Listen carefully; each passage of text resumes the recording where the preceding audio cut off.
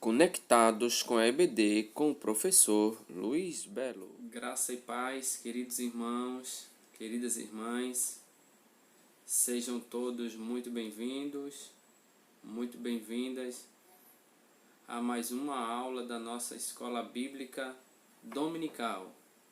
Pela graça de Deus, aqui nós estamos e vamos estudar a lição de número 8. Lição para o dia 24 de maio do ano corrente, a batalha contra Ai. Amém? A batalha contra Ai. Texto do dia, segundo livro das Crônicas, capítulo 7, versículo de número 14. Segundo livro das Crônicas, capítulo 7, versículo de número 14. E se o meu povo que se chama pelo meu nome se humilhar e orar e buscar a minha face e se converter dos seus maus caminhos, então eu ouvirei dos céus. A síntese é a seguinte: o pecado de um único homem fez com que os hebreus experimentassem a derrota em Ai. Eu quero repetir esta síntese. O pecado de um único homem fez com que os hebreus experimentassem a derrota em Ai. Amém? A leitura bíblica em classe, o texto base da nossa lição, Josué capítulo de número 7, versículo de número 1 ao versículo de número 11. Josué capítulo de número 7, versículo de número 1 ao versículo de número 11. Assim está escrito: E prevaricaram os filhos de Israel no anátema, porque Acã, filho de Carme, filho de Zabde, filho de Zerá, da tribo de Judá, tomou do anátema, e a ira do Senhor se acendeu contra os filhos de Israel. Enviando, pois, Josué de Jericó alguns homens a Ai, que está junto a Bet-Aven, da banda do oriente de Betel, falou-lhes dizendo: Subi e espiai a terra. Subiram, pois, aqueles homens e espiaram a terra, e espiaram a Ai, e voltaram a Josué e disseram-lhe: Não suba todo o povo, subam alguns 2.000 ou 3.000 homens a ferir a Ai. Não fatigues ali a todo o povo, porque poucos são os inimigos. Assim, subiram lá do povo alguns 3.000 homens, os quais fugiram diante dos homens de Ai. E os homens de Ai feriram deles alguns 36, e seguiram-nos desde a porta até Sebarim, e feriram-nos na descida, e o coração do povo se derreteu e se tornou como água. Versículo 6. Então Josué rasgou as suas vestes e se prostrou em terra sobre o seu rosto perante a arca do Senhor até a tarde, ele e os anciãos de Israel, e deitaram pó sobre as suas cabeças. E disse Josué: Ah, Senhor Jeová, porque com efeito fizeste passar a este povo o Jordão, para nos dares nas mãos dos amorreus, para nos fazerem perecer? Tomaram, nos contentáramos com ficarmos da além do Jordão. Ah, Senhor, que direi, pois? Israel virou as costas diante dos seus inimigos. Ouvindo isso, os cananeus e todos os moradores da terra nos cercarão e desarraigarão nosso nome da terra. E então, que farás ao teu grande nome? Então disse o Senhor a Josué: Levanta-te, porque estás prostrado assim sobre o teu rosto. Israel pecou e até transgrediram o meu concerto que lhes tinha ordenado, e até tomaram do anátema, e também furtaram, e também mentiram, e até debaixo da sua bagagem o puseram. Baseando-nos nestas leituras, na lição de hoje, nós estaremos refletindo um pouco a respeito da derrota dos hebreus na luta contra Ai. Com a ajuda de Deus, tentaremos compreender qual o real motivo que levou os hebreus a perderem esta guerra, a sofrerem esta derrota. E por fim, a ideia é que tenhamos uma plena consciência que o arrependimento ele traz restauração divina, e isto de uma forma completa. Na verdade, a primeira batalha e a conquista dos hebreus na terra prometida foi a cidade de Jericó, no Vale do Jordão. Agora, a guerra seria contra uma cidade-estado fortificada chamada Ai, um lugar de importância estratégica, pois controlava a rota principal de Gilgal, a região de Betel. Aos olhos dos hebreus, seria uma batalha pequena, por isso Josué reduziu o número de soldados para o combate. Na verdade, na visão de Josué e de todo Israel, a batalha que seria travada contra Ai seria uma batalha facilmente ganha, tendo em vista que eles saíram de uma grande peleja e superaram a intransponível muralha de Jericó. Entretanto, esta batalha, que poderia ter sido fácil por causa do pecado de um homem, o povo não pôde resistir diante do inimigo. É isso que estudaremos com a ajuda de Deus nos 3 tópicos que se seguem desta lição. No primeiro tópico da lição, logo de imediato, o comentarista já vem falando sobre a derrota em Ai. Mais uma vez, eu quero te lembrar, nós vimos na aula anterior a vitória de Israel diante de uma grande nação, diante de um povo fortificado, diante de uma cidade fortificada, mas agora eles vão pelejar contra uma cidade que, se comparada com Jericó, evidentemente não ofereceria muitos obstáculos para Israel. Mas mesmo assim, há uma derrota em Ai. E por que houve esta derrota? A explicação é simples. O comentarista já traz para nós no primeiro subtópico, falando sobre o perigo do pecado. Ou seja, o triste episódio da tomada de Ai nos mostra que não há nada mais perigoso para o crente, para o servo de Deus, do que o pecado. Não vamos pensar teologicamente aqui sobre o que é o pecado, pois todos nós temos plena consciência disso. Errar o alvo, transgredir as leis de Deus. Aqui nós estamos falando sobre a iniquidade que nos afasta de Deus e faz com que fiquemos vulneráveis aos ataques do inimigo. Deus havia dito que Josué não precisava temer e que ele tomasse toda a gente de guerra. Olha aqui o que o comentarista destaca.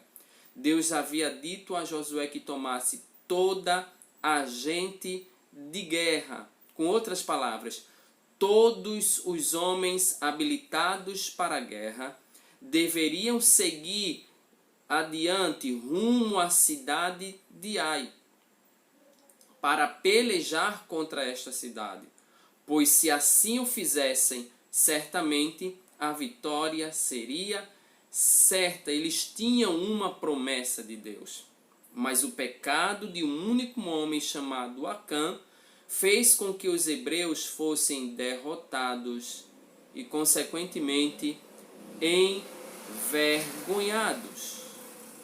É o perigo do pecado. O pecado traz vergonha, traz derrota, traz morte. Na sequência, ele vem falando especificamente de o pecado que está em jogo aqui. O pecado de quem fez com que o povo perdesse esta guerra. O pecado de Acã. O pecado de Acã é o pecado de um único homem que vai aqui acender, suscitar, inflamar, levantar a ira de Deus e as consequências sobre Acã, sobre este homem. Entretanto, convém destacar uma coisa muito interessante aqui. É que, infelizmente, os pecados ou o pecado não traz apenas consequências negativas sobre a vida do pecador.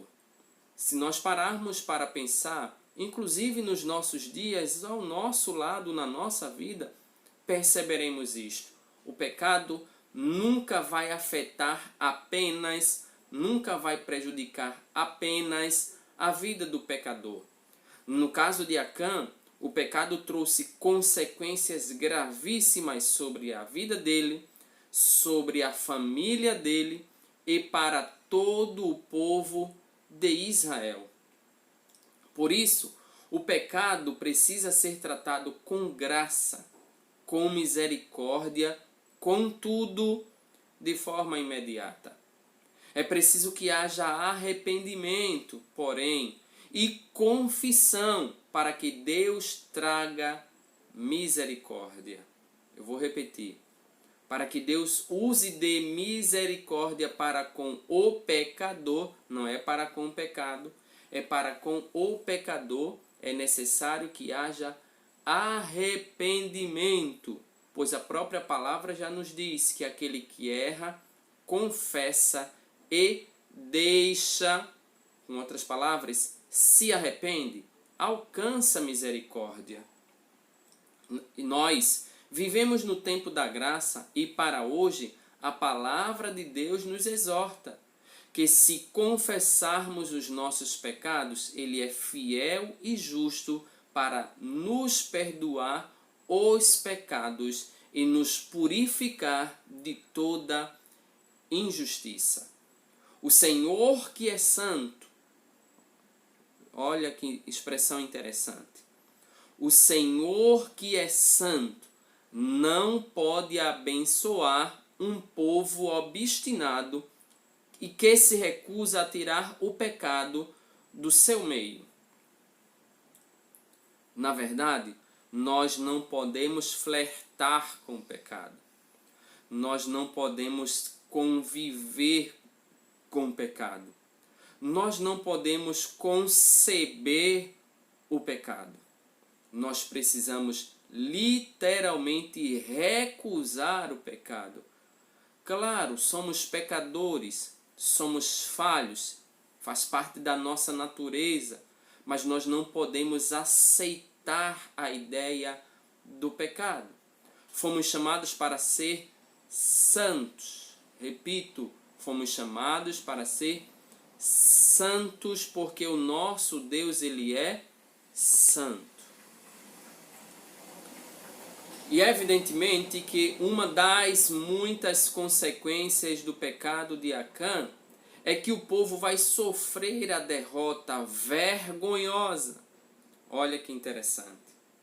O povo está saindo de uma grande batalha travada contra um grande inimigo, contra uma grande cidade fortificada e sai vitorioso, lembrando-lhes que quando eles vão para guerrear contra Jericó, possivelmente alguém pensava: como iremos vencer Jericó?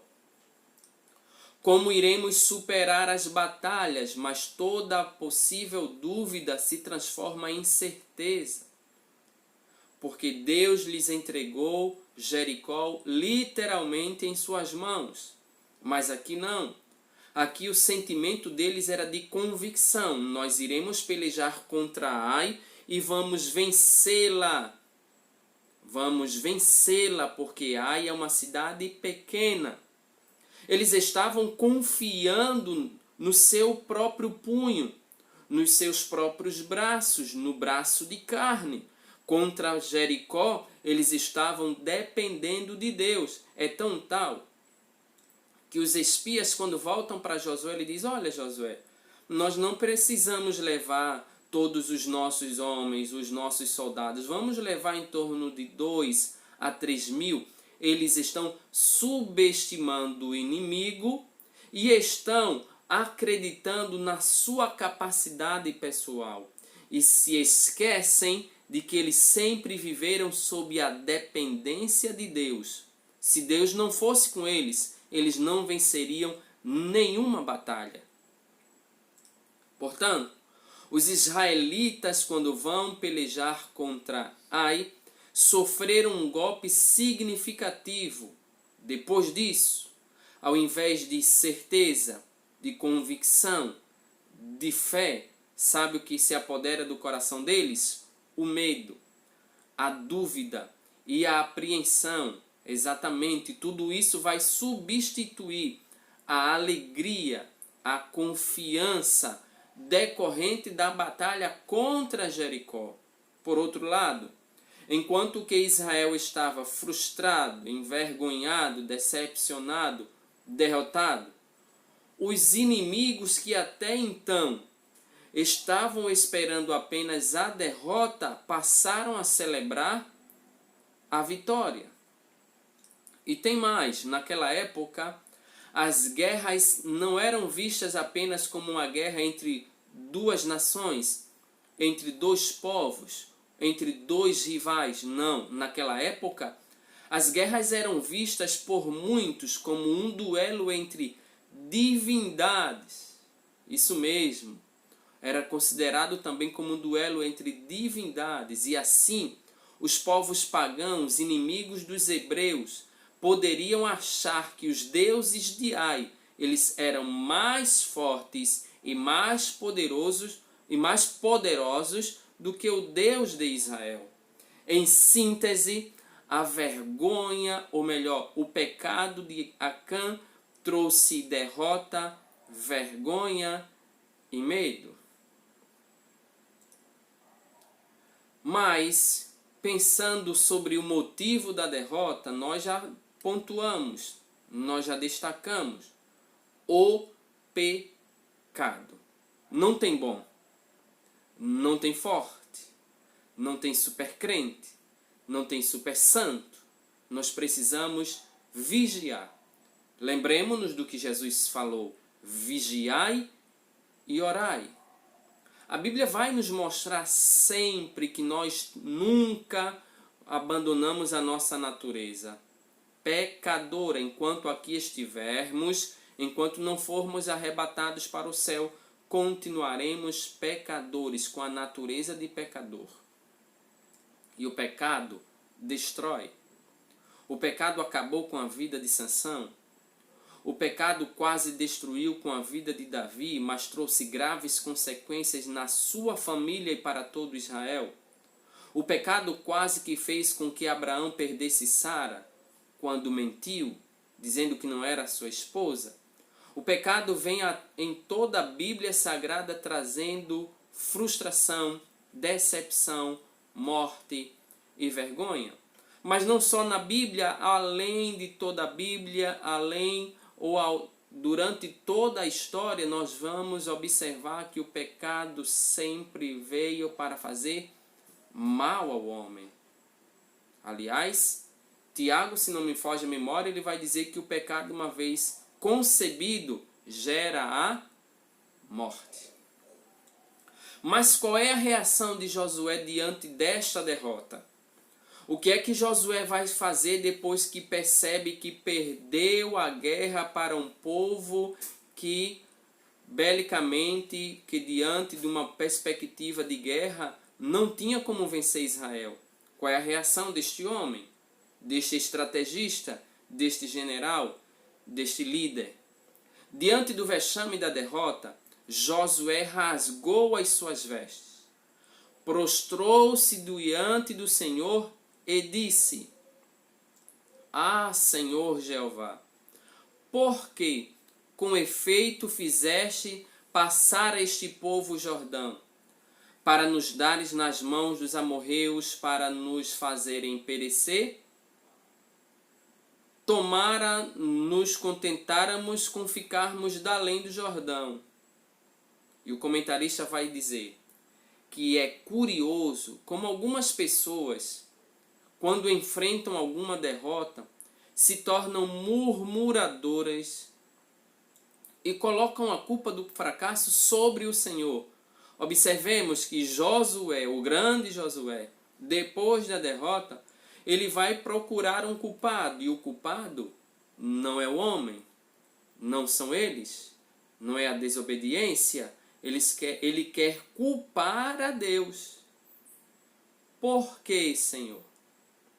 Josué aqui estava fazendo exatamente isso, quando foi interrompido pelo Senhor. Enquanto ele está falando, Deus observa e diz: não, Josué, você está equivocado. A razão da derrota não é culpa minha, é porque o pecado está no meio de vocês. Aliás, essa foi a mesma tese de Adão, querer colocar a culpa em Deus dos seus erros. Sim, Adão culpou a Deus pela queda ao justificar que tudo começou quando a mulher que tu me destes. Ou seja, se o Senhor não tivesse me dado essa mulher, não teria acontecido isso. A culpa não é minha. Atribuir a Deus infidelidade por causa de problemas ocorridos também foi a tentativa de Jó. Mas o Eterno, ao fazer-lhes várias perguntas, pôs-lhe no seu devido lugar, fazendo-lhe colocar a mão à boca.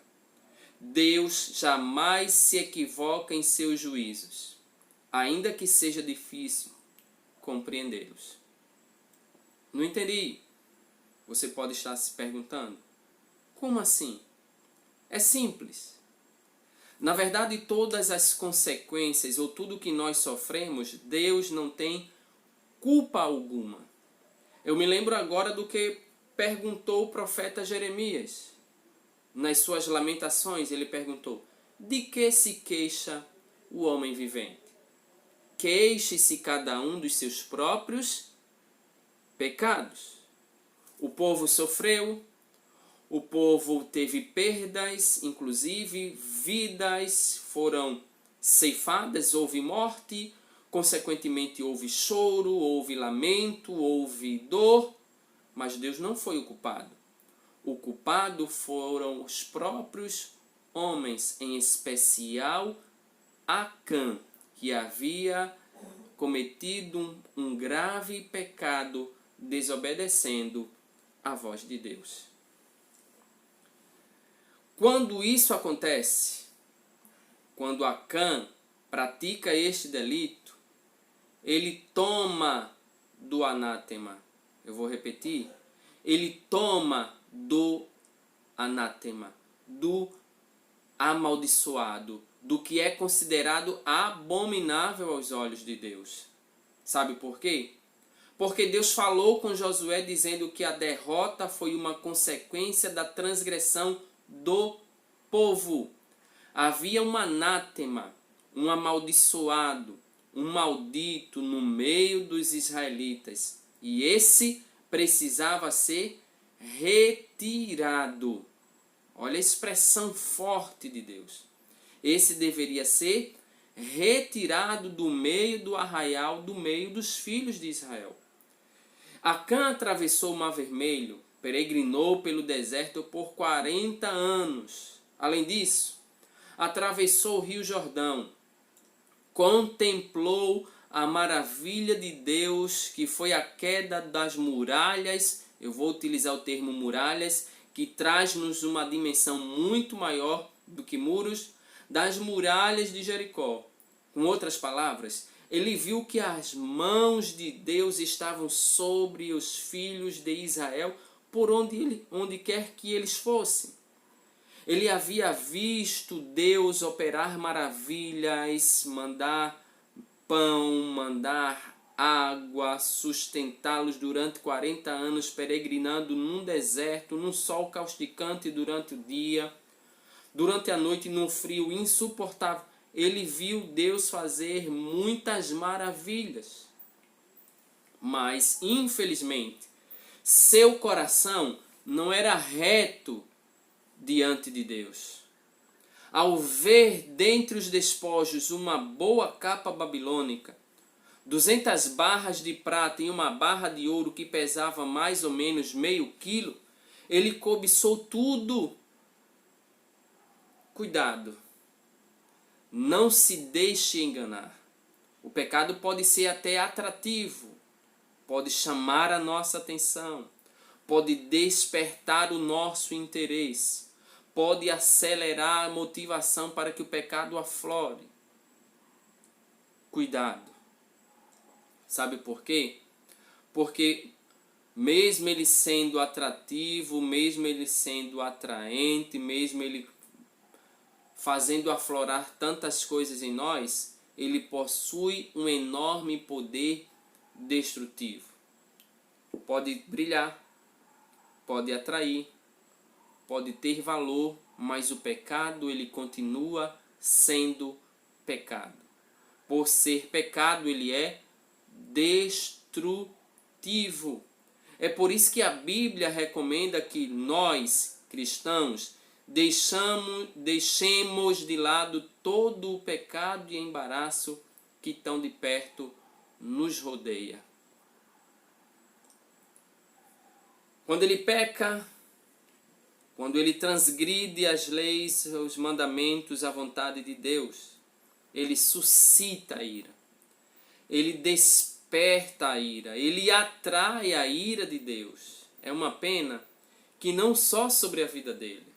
Como eu falei lá atrás, o pecado traz consequências que atingem não apenas a vida do pecador, mas a vida de todos que estão perto dele, a vida de todos que estão ao lado dele. E aqui a ira de Deus se acendeu. Sabe por quê? Por causa do pecado de Acã, a ira de Deus se acende contra os filhos de Israel.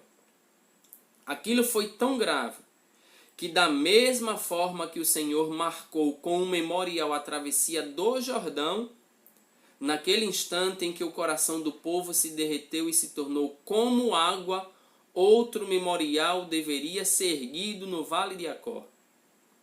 Só que este memorial não era para celebrar, não era para rejubilar em si, não era para que houvesse lembranças de que a mão de Deus operou de forma poderosa em benefício dos seus filhos. Não.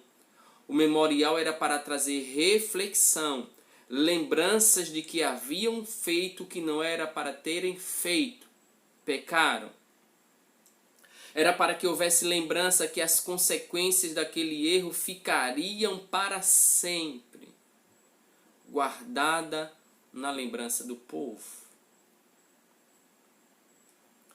Mas aprove a Deus, na sua infinita misericórdia, em decorrência de um coração arrependido que se volta para Ele, entregar a cidade de Ai nas mãos de Josué e de todo Israel.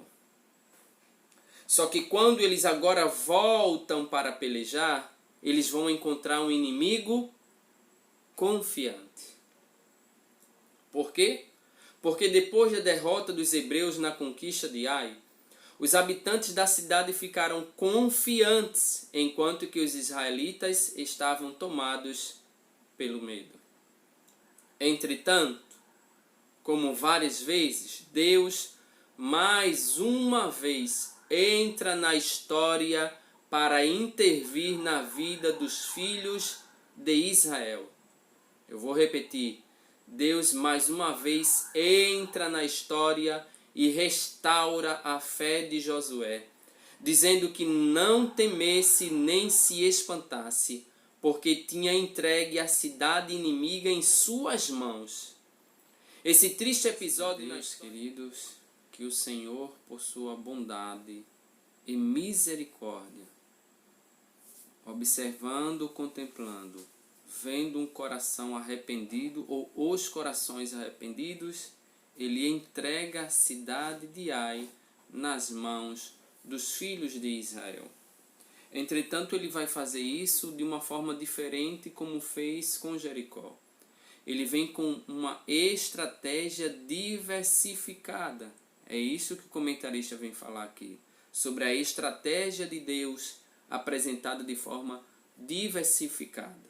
Pois na batalha contra Jericó, Deus tinha estabelecido uma estratégia de guerra envolvendo os sacerdotes e a arca do concerto, e outros tocando trombetas, mas agora seria bem diferente.